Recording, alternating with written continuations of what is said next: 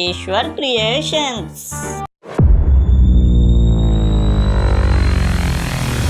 మీరెందుకు ప్రెస్ చేసి చూస్తున్నారో నాకు తెలుసు.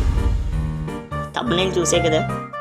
మనిషి గొప్ప, చీమ గొప్ప, దాని గురించి చిన్న స్టోరీ చెప్తాను.